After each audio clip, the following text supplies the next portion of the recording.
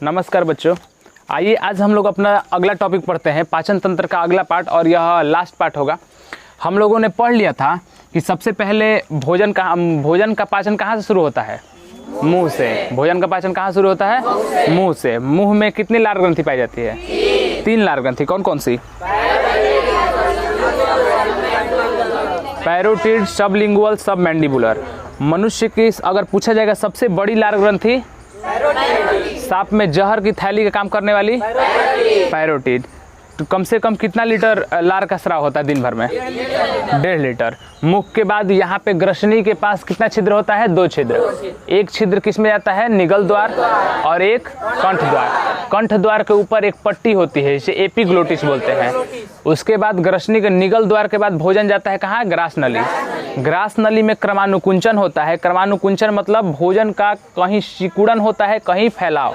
तो नली में सिकुड़न होगा, कहीं फैलाव होगा, फिर सिकुड़न होगा, फिर फैलाव होगा। तो इस प्रक्रिया के द्वारा भोजन धीरे धीरे नीचे आता है, और इस प्रक्रिया को क्या बोलते हैं? क्रमानुकुंचन बोलते हैं। ग्रास नली में कोई पाचन नहीं होता है। ग्रास नली के बाद भोजन कहाँ पहुँचता है? आमाशय में। आमाशय के कितने भाग? 3 भाग। कौन कौन सा? Cardiac, फुंडिक, pyloric. कार्डियक पहला भाग है, दूसरा भाग फुंडिक है, पाइलोरिक तीसरा भाग है। उसके बाद फुंडिक में रूजी पाई जा रही थी, जो अगर ज़्यादा समय तक भूखा रहता है तो वह खड़ा हो जाता है, जिसके कारण पेट में चुभन होने लगती है। फिर वहाँ पे जठर ग्रंथि पाई जा रही थी। जठर ग्रंथि में कितनी कोशिका होती है? 3 कोशिका। कौन कौन सी? अम्लजन कोशिका, म्यूकस कोशिका, जाइमोजिन कोशिका। अम्लजन कोशिका से HCl का स्राव होता है, जाइमोजिन से पेप्सिनोजेन का, और म्यूकस से म्यूकस का। HCl पेप्सिनोजेन के साथ मिलता है, उसे पेप्सिन में बदल देता है, और पेप्सिन प्रोटीन का पाचन करता है, और प्रोटीन का पाचन का किस में बदलता है? पेप्टोन में बदलता है। यहाँ तक हम लोगों ने पढ़ लिया था। देखिए, तब भोजन यहाँ मुख से आ रहा था, यहाँ लार ग्रंथि पाई जाती है, तो मुख से आ रहा था। फिर इसको हम ट्रैकिया बोलते हैं, ये श्वसन में पढ़ेंगे। इसको क्या बोलते हैं? ट्रैकिया। ठीक है। ट्रैकिया के बाद एक और नली स्टार्ट होती है, इसमें भोजन जाती है, इसे हम ग्रास नली बोलते हैं। यह ट्रैकिया के बारे में, डायफ्राम के बारे में अभी जस्ट अगले चैप्टर श्वसन में अच्छे से पढ़ेंगे हम लोग। फिर भोजन आया, यह आमाशय था। आमाशय का 3 भाग, एक कार्डियक, एक फुंडिक, एक पाइलोरिक। आमाशय के जस्ट नीचे दिख रहा है आपको अग्नाशय। आमाशय के नीचे अग्नाशय। देखिए, उस फिगर से पहले मैं छोटा सा डायग्राम अपनी तरफ से बना रहा हूँ। यह हो गया मुख। मुख के बाद यह मुख हो गया। मुख के बाद भोजन ग्रसनी में खुल रहा था, मतलब ग्रसनी था। ग्रसनी 2 भाग में था, एक निगल द्वार था, एक निगल द्वार, एक कंठ द्वार। अब देखिए, निगल द्वार के बाद कहाँ खुल रहा था? ग्रास नली। यह क्या था? ग्रास नली था। और ग्रास नली के बाद यह खुल रहा था कहाँ पे? आमाशय में। यह कहाँ पे? आमाशय। आमाशय के 3 भाग थे। आमाशय के 3 भाग था। आमाशय के बाद भोजन कहाँ जाएगा? अब छोटी आंत में। भोजन कहाँ जाएगा? छोटी आंत में। तो यहाँ हम लोग अब पढ़ने वाले हैं, यह हो गए छोटी आंत। छोटी आंत में 3 भाग। छोटी आंत के कितने भाग? छोटी आंत का 3 भाग। ठीक है। छोटी आंत में 3 भाग होते हैं। एक ग्रहणी होता है, देखिएगा ध्यान से। तीसरा वाला भाग बड़ा मैंने बनाया है, तीसरा वाला भाग बड़ा होता है। यह क्या हो गया? छोटी आंत हो गया, और तीसरा वाला भाग थोड़ा बड़ा होता है। तो पूछेगा कि छोटी आंत में सबसे बड़ा भाग कौन सा होता है? तीसरा वाला भाग। पहले वाले भाग को ग्रहणी बोलते हैं। क्या बोलते हैं? ग्रहणी। भोजन ग्रहण कर रहा है, इसीलिए इसे क्या बोला जाता है? ग्रहणी बोला जाता है। इंग्लिश में इसे ड्यूडेनम बोला जाता है। ड्यूडेनम, यह काफ़ी प्रचलित नाम है, ड्यूडेनम। पूछा जाएगा ड्यूडेनम तो समझ जाइएगा ग्रहणी को बोल रहा है। ग्रहणी के बाद जेजुनम आता है। ग्रहणी के बाद क्या आता है? जेजुनम। ग्रहणी के बाद सबको नाम दिखाई दे रहा है ना? तो ग्रहणी के बाद जेजुनम। ग्रहणी के बाद जेजुनम के बाद इलियम आता है। क्या आता है? तो 3 नाम हो गया। एक ग्रहणी हो गया, जेजुनम हो गया, इलियम हो गया। छोटी आंत के कितने भाग? 3 भाग। छोटी आंत के 3 भाग। यह छोटी आंत हो गई, छोटी आंत। और छोटी आंत के कितने भाग? 3 भाग। पहला भाग ग्रहणी, ग्रहणी के बाद जेजुनम के बाद इलियम। भोजन आमाशय से जो आ रहा था, यह इसको क्या बोलते थे? काइम। क्या बोलते थे? जो हमारे मुंह से आ रहा था और मुंह से जब आमाशय में पड़ रहा था, तो आमाशय से पड़ने की क्रिया को क्या हम लोग बोल रहे थे? आमाशय में पड़ने से पहले भोजन को क्या बोल रहे थे? बोलस। आमाशय में पड़ने से पहले भोजन का रूप क्या कहलाता था? बोलस। आमाशय में जब आ गया और आमाशय में अपना काम हो गया, एशियल उशियल कर दिया, उसके बाद भोजन क्या बन गया? काइम। और आमाशय के बाद जब छोटी आंत में जाएगा, तो जब तक छोटी आंत में जाएगा तब तक काइम रहेगा, और छोटी आंत में आके यहाँ भोजन जब पूरा पाचन हो जाएगा, तब पाचन के बाद यह चाइल कहलाता है। क्या कहलाता है? चाइल। बाद में इसे पढ़ते हैं। 3 रूप हो गया, एक बोलस, फिर काइम, एक चाइल। ठीक है। अब देखिए ग्रहणी में भोजन आया। ग्रहणी में जैसे ही भोजन आएगा यहाँ पे, तो ग्रहणी सब क्वेश्चन ये पूछता है कि आमाशय के बाद आमाशय का तीसरा भाग कौन सा था? आमाशय का तीसरा भाग का नाम क्या था? पाइलोरिक। आमाशय का तीसरा भाग का नाम? पहला भाग का नाम कार्डियक, फिर फुंडिक, पाइलोरिक। तब पाइलोरिक भाग एक छिद्र के द्वारा ग्रहणी में खुलता है। बुक में आपको लिखा होगा कि पाइलोरिक का भाग है, यानी अंतिम भाग, यह अंतिम वाला भाग एक छिद्र के द्वारा खुल रहा है। और कहाँ खुल रहा है? ग्रहणी में। देखिए ध्यान से, यह आमाशय हो गया, और यह जो आमाशय था, यह वाला आमाशय था, यह आमाशय आएगा, और यह आपका छोटी आंत है, जो छोटा छोटा यह सब दिख रहा है नली टाइप का, यह छोटी आंत है, पूरा नली है। यह समझ में आ गया? यह नली है, एक के ऊपर एक नली रखी गई है। यह नली अपनी जा रही है, मुड़ रही है, कभी आ रही है। समझ में आया? पूरा एक ही नली है यह। तो सबसे अगर पूछा जाएगा कि बड़ी आंत, देखिए बड़ी आंत कहाँ से कहाँ तक है? यह बड़ी आंत है, इतना तक बस। तो बड़ी आंत ज़्यादा है कि छोटी आंत? नली किसकी ज़्यादा है? छोटी आंत। तो छोटी आंत की लंबाई ज़्यादा होती है। सबसे ज़्यादा किसकी लंबाई होती है? छोटी आंत की लंबाई। उसके बाद बड़ी आंत की लंबाई होती है। समझ में आ गया? तो ग्रहणी हो गया। तो क्वेश्चन देगा कि पाइलोरिक छिद्र, यह हो गया पाइलोरिक छिद्र। पाइलोरिक, तो पाइलोरिक छिद्र के द्वारा भोजन निकलता है तो कहाँ पहुँचता है? ग्रहणी में। ग्रहणी का अन्य नाम ड्यूडेनम। ग्रहणी का अन्य नाम ड्यूडेनम। अब देखिएगा जैसे ही यहाँ पे भोजन आया, तो यह तो भोजन HCl से सना हुआ था। आमाशय में HCl था और HCl से सना हुआ था, यानी भोजन कैसा हो गया था? अम्लीय। जब HCl भोजन पे लग जाएगा तो कैसा हो जाएगा भोजन? अम्लीय। तो यह भोजन अम्लीय हो चुका था। अब ग्रहणी में यहाँ पे जस्ट एक रचना होती है, समझाने के लिए बता रहा हूँ। एक रचना होती है जिसे यकृत बोलते हैं। क्या बोलते हैं? यकृत बोलते हैं। और यकृत के जस्ट नीचे देखिए, यकृत के जस्ट नीचे इसकी थैली है, यह इसे पित्ताशय बोलते हैं। क्या बोलते हैं? पित्त रखने वाला, यह क्योंकि यह पित्त छोड़ता है। यकृत हमारा क्या छोड़ता है? पित्त।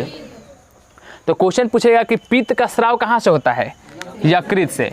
पित्त का स्राव कहाँ से होता है? पित्त का स्राव होता है यकृत से। देखिए पित्त का स्राव होता है यकृत से। अब पित्त क्या करेगा? जैसे कोई और एंजाइम हो रहा था, तो पित्त में कोई एंजाइम नहीं होता है। पित्त में कोई एंजाइम नहीं होता। एंजाइम मतलब पचाने का काम यह नहीं करता है पित्त। पित्त क्या करता है? पित्त वसा का तोड़ता है, ठीक है, लेकिन पित्त का मेन काम है कि वह क्षारीय करना। पित्त कैसा होता है? क्षारीय। पित्त कैसा होता है? क्षारीय होता है। यह असली में होता है क्षारीय। ध्यान दीजिएगा, पित्त आ रहा है अब छोटी आंत में। कहाँ आ रहा है?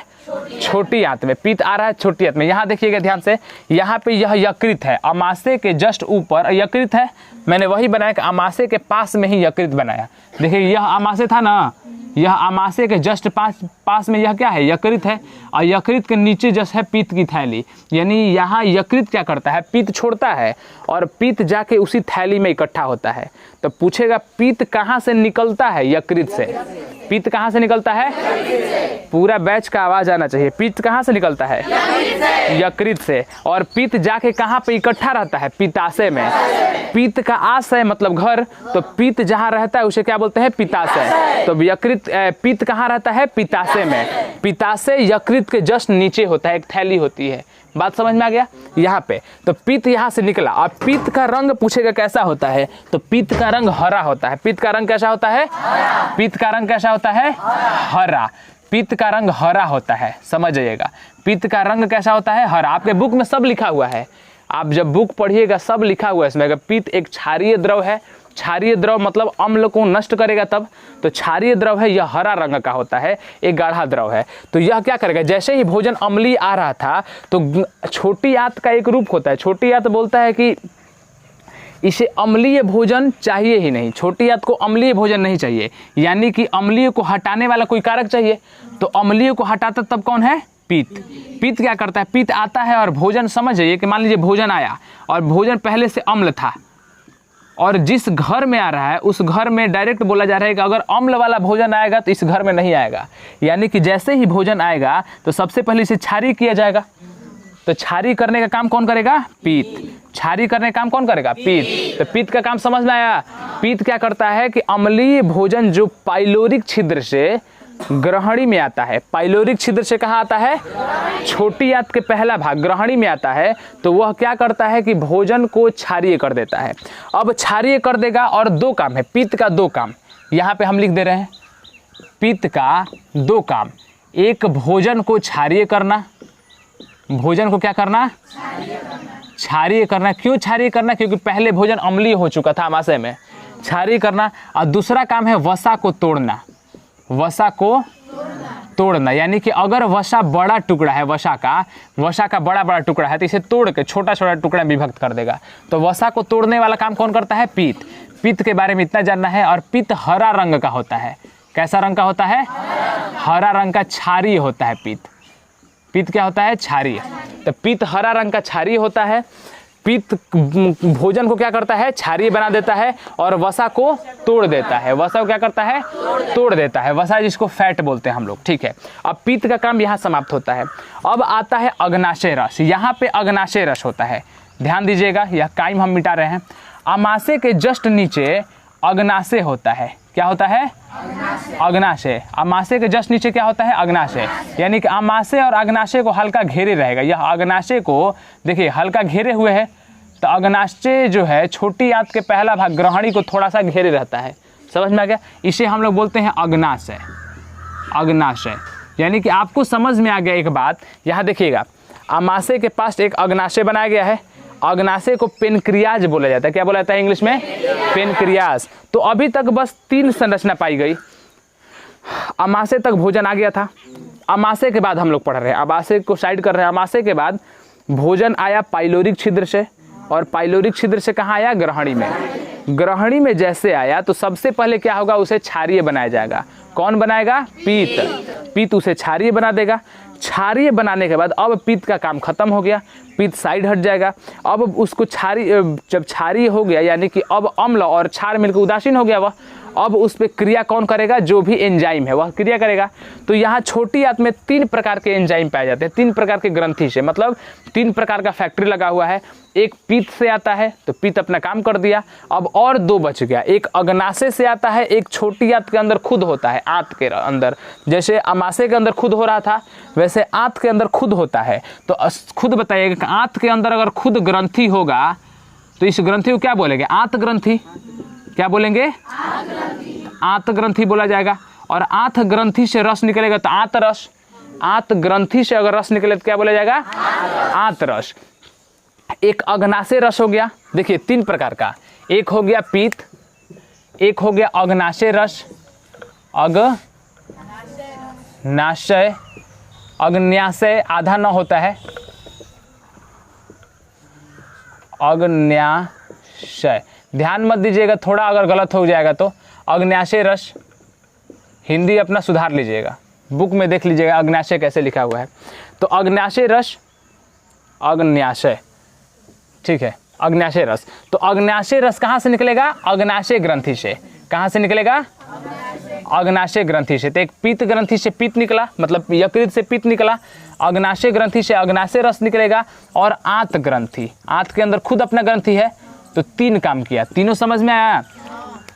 अगर छोटी आंत में भोजन को तोड़ना है तो रस तो चाहिए। तो कौन कौन सा रस, एक पीत रस। पीत रस का काम क्या है, क्षारीय करना। पीत रस का काम क्या है, उसके बाद पित्त का कोई काम है वसा को तोड़ना। उसके बाद पित्त का कोई काम नहीं है, ठीक है, पित्त साइड हट जाएगा। उसके बाद अब 2 बच गया फैक्ट्री, एक अग्नाशय वाला फैक्ट्री, एक खुद आंत वाला फैक्ट्री। आंत भी कुछ रस छोड़ेगा और अग्नाशय भी कुछ रस छोड़ेगा। समझ में आ गया। अब दोनों के द्वारा भोजन टूटेगा, यहाँ तक समझ में आ रहा है। तो यानी कि दोनों के द्वारा भोजन, अग्नाशय रस, यहाँ अग्नाशय था, इससे आएगा कुछ रस और खुद अपना ग्रंथि, आंत ग्रंथि के द्वारा रस टूटेगा। तो 2 प्रकार का रस आ रहा है, एक अग्नाशय से रस आ रहा है, एक आंत रस आ रहा है। अब दोनों के बारे में जौन सा जो एंजाइम पाया जाएगा वो हम लिखेंगे अच्छे से कि अग्नाशय रस में कौन कौन सा एंजाइम है, जैसे हमने पढ़ा था अच्छे से कि इसमें ग्रहणी जठर रस में 3 प्रकार के पाए जाते हैं, HCl पाया जाता है, पेप्सिनोजेन पाया जाता है और कौन सा, म्यूकस। तो वैसे ही अग्नाशय रस में क्या पाया जाता है अच्छे से पढ़ेंगे। और भोजन को तोड़ के क्या बनाता है, जैसे पेप्सिन भोजन को प्रोटीन को तोड़ के पेप्टोन बनाता था, तो और सब एंजाइम क्या बनाते हैं हम लोग अच्छे से लास्ट में पढ़ लेंगे। अभी भोजन की पूरी प्रक्रिया पढ़ते हैं। तो आइए ध्यान से फिर से एक बार रिविजन करते हैं। देखिएगा, हम इसीलिए बार बार यह रिपीट करवा रहे हैं ताकि यह चैप्टर एक बार में अच्छे से याद नहीं होता है बच्चों को।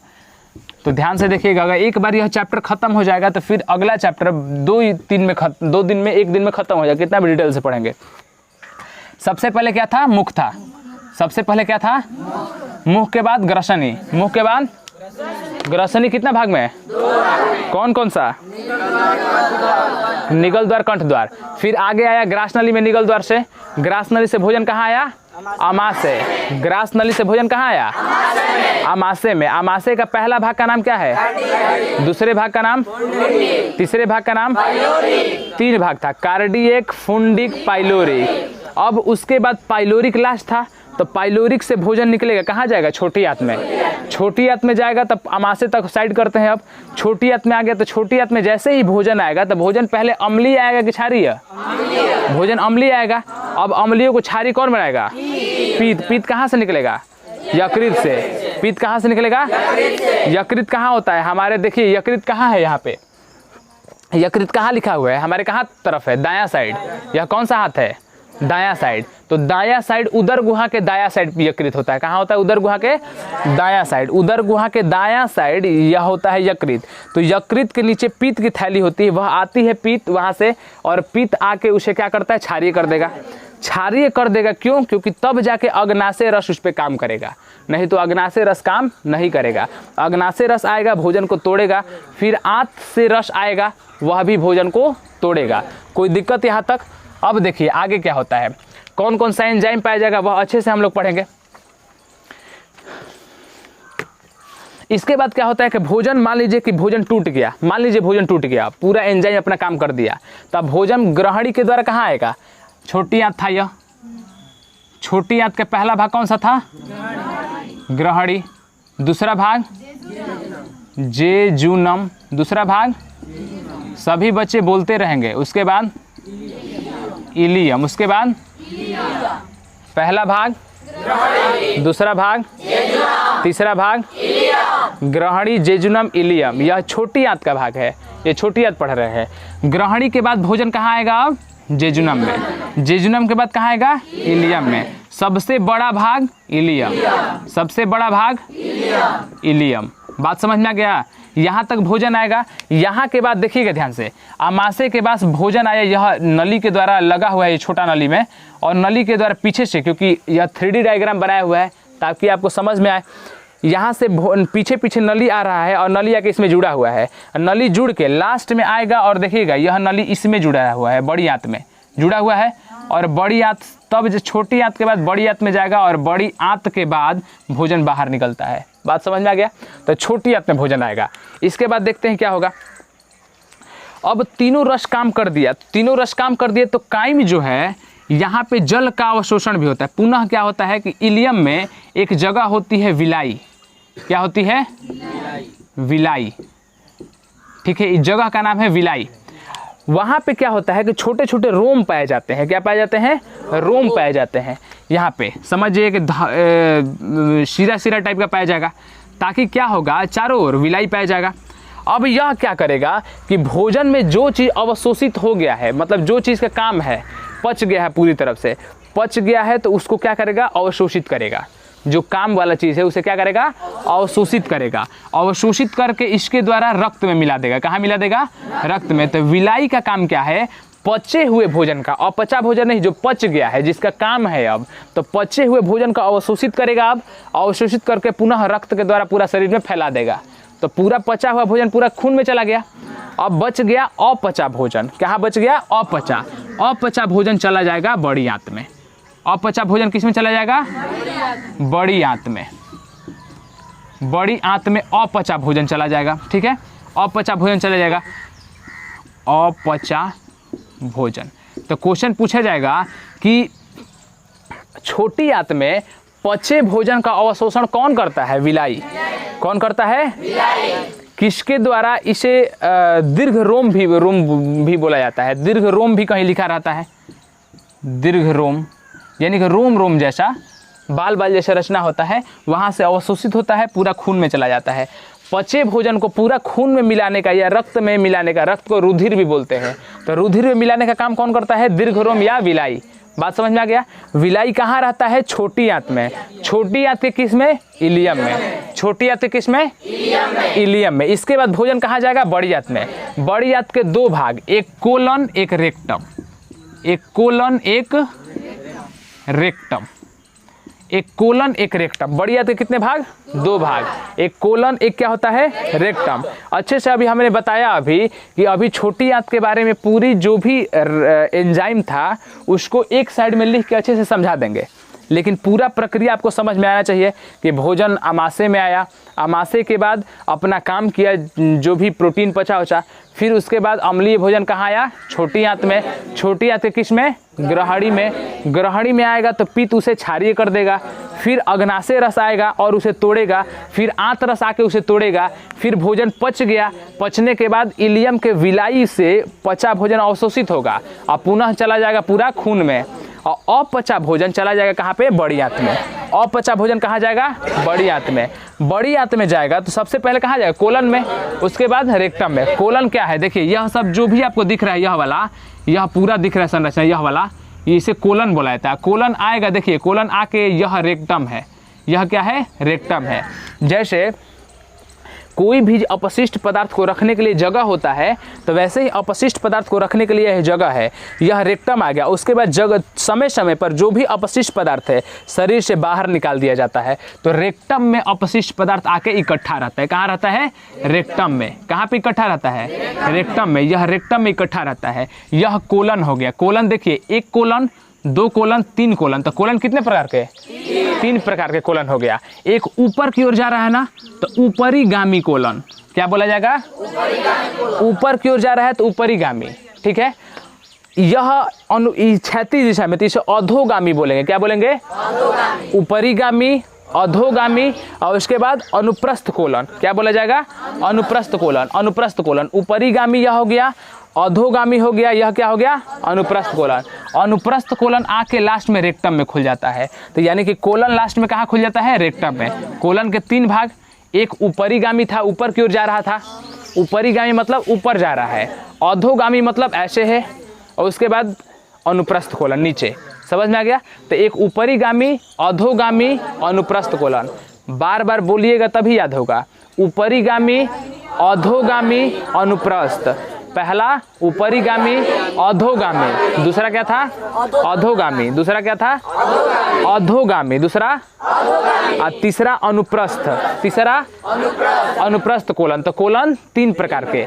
कोलन के बाद अनुप्रस्थ कोलन कहाँ खुलेगा? रेक्टम में। और रेक्टम के बाद अब देखिए यहाँ भी क्या होता है कि जो बड़ी आंत का कोलन में क्या होता है कि यहाँ भी अपचा भोजन आ गया।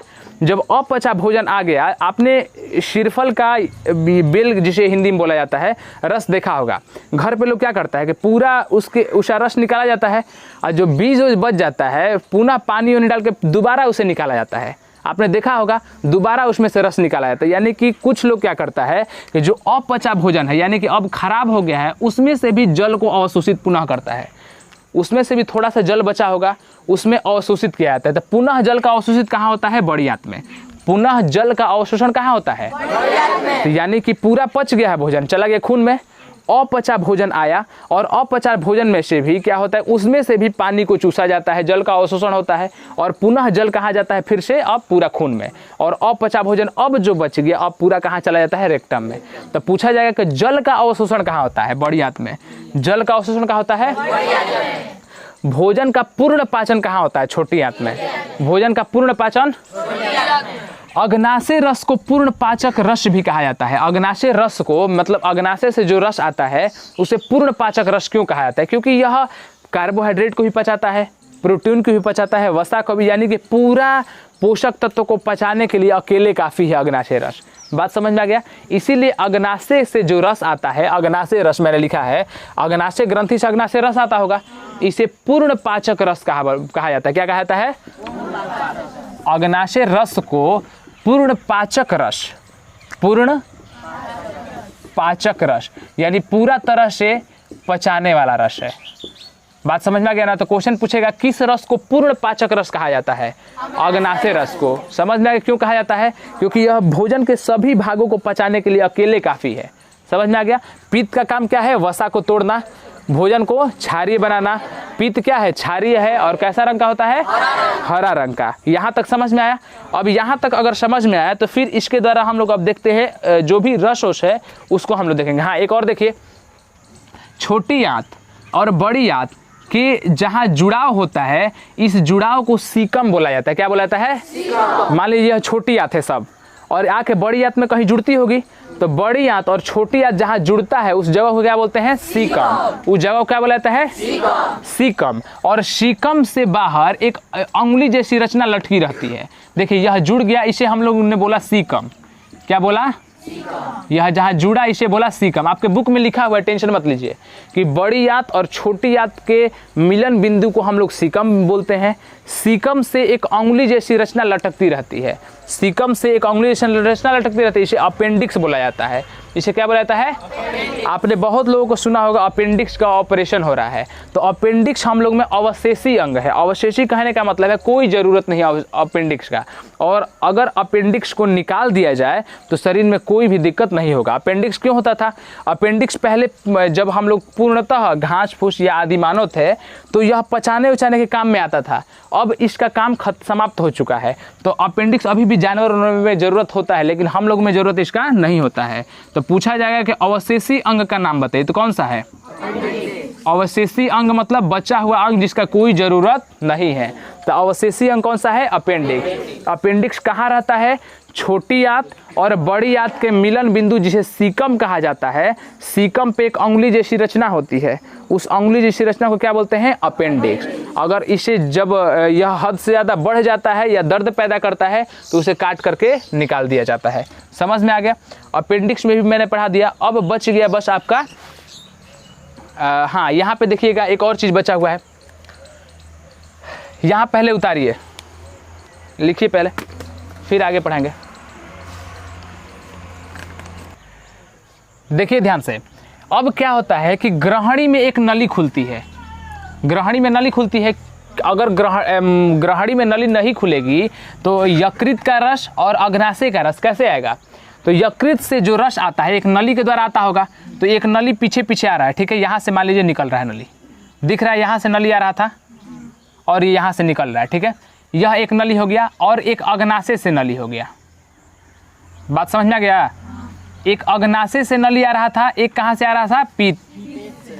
पित्ताशय से, ठीक है? ध्यान दीजिएगा, यहाँ पे क्या होता है? यकृत और पित्ताशय, यकृत से नली निकलती है और पित्ताशय से नली निकलती है, निकल के एक बनी रहती है। तो जहाँ यह बन जाती है इसे हम लोग बोलते हैं मूल पित्तवाहिनी। क्या बोलते हैं? मूल पित्तवाहिनी। तो क्वेश्चन पूछेगा कि मूल पित्तवाहिनी किसे बोला जाता है? तो बोलिएगा कि यकृत से कुछ नली निकलती है और पित्त की थैली से कुछ नली निकलती है, दोनों जब मिल जाती है तो उसे मूल पित्तवाहिनी कहते हैं। क्या बोलते हैं?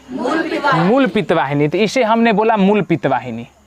मूल पित्तवाहिनी यानी कि मूल रूप से पित्त को, वाहिनी मतलब ले जाने वाली, तो पित्त को ले जाने वाली नली को क्या बोलते हैं? मूल पित्तवाहिनी। बात समझ में आ गया?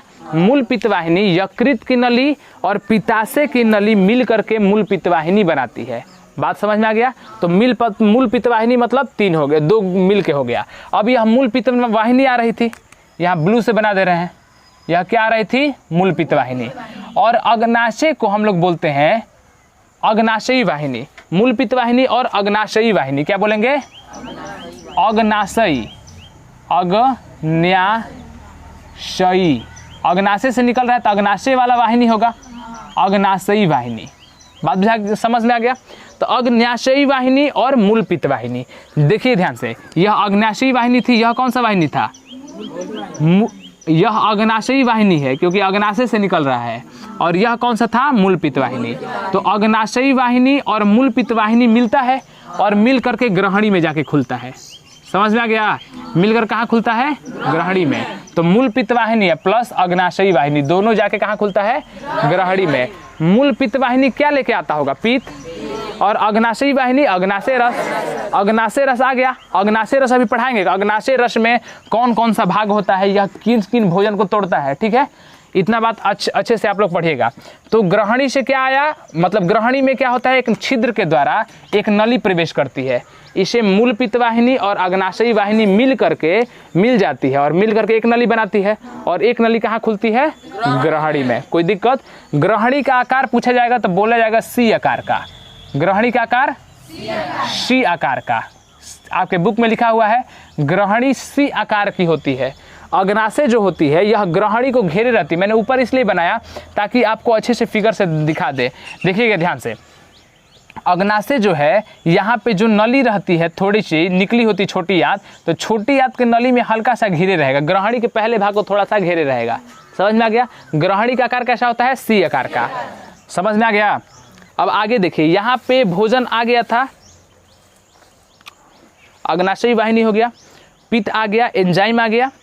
अब हम लोग अच्छे से पढ़ेंगे कि कौन कौन सा पित्त क्या भोजन को तोड़ता है। चलिए आगे पढ़ते हैं हम लोग। आइए आगे देखते हैं हम लोग। अग्नाशय से यहाँ पे जो भोजन था वह पहुँच चुका था हम लोग के छोटी आंत में। छोटी आंत में मैंने बताया कि पित्त आता है, और पित्त आके भोजन का क्या करता है कि क्षारीय बना देता है। अब यहाँ पे 3 प्रकार का रस, अग्नाशय रस, अगर हम नहीं भी आ रहे हैं तो कोई दिक्कत नहीं, आप देखते रहिएगा। अग्नाशय रस और आंत रस। तो अग्नाशय से रस आ रहा था, यहाँ से देखिए अग्नाशय से रस आएगा इसमें छोटी आंत में, और फिर किससे आएगा, यकृत और पित्त से मिलके जो नली आ रही थी वह आएगा, ठीक है। तो यहाँ पे अग्नाशय से रस आ रहा था, तो यहाँ एंजाइम कौन कौन सा होता है, एमाइलेस होता है, लाइपेस होता है, न्यूक्लियस होता है। यह सब जो इधर एक साइड में लिखा हुआ है यह सब एंजाइम है। यह आंत से निकलने वाला एंजाइम है जो भोजन को तोड़ता है। एमाइलेस स्टार्च को तोड़ता है और ग्लाइकोजन को तोड़ता है। जो स्टार्च था उसको तोड़ने का काम कौन करता है, एमाइलेस, और बदल देता है माल्टोस में। लाइपेज हमेशा जहाँ भी दिखेगा वसा को तोड़ेगा, वसा अम्ल ग्लिसरॉल में बदलेगा। न्यूक्लियस जो है देखिए न्यूक्लिक अम्ल को तोड़ने का काम करता है न्यूक्लियस, नाम मिलता जुलता है न्यूक्लिक और न्यूक्लिक। तो न्यूक्लियस तोड़ता है न्यूक्लिक एसिड को और न्यूक्लियोटाइड को। यहाँ भी देखिए न्यूक्लियस तोड़ रहा है न्यूक्लिक अम्ल को न्यूक्लियोटाइड में।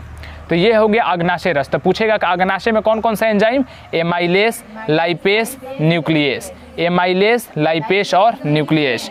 आंत ग्रंथि में देखिए पेप्टाइडेस होता है, लाइपेस होता है, इन्वर्टेज होता है, माल्टेज होता है, लैक्टेज होता है, न्यूक्लियस होता है। यह सब एंजाइम होता है।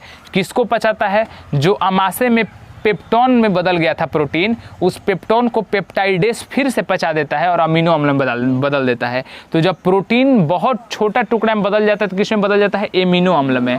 तो पेप्टाइडेस पेप्टोन को किसमें बदलता है, एमिनो अम्ल में। यह सब आपको याद कर लेना है।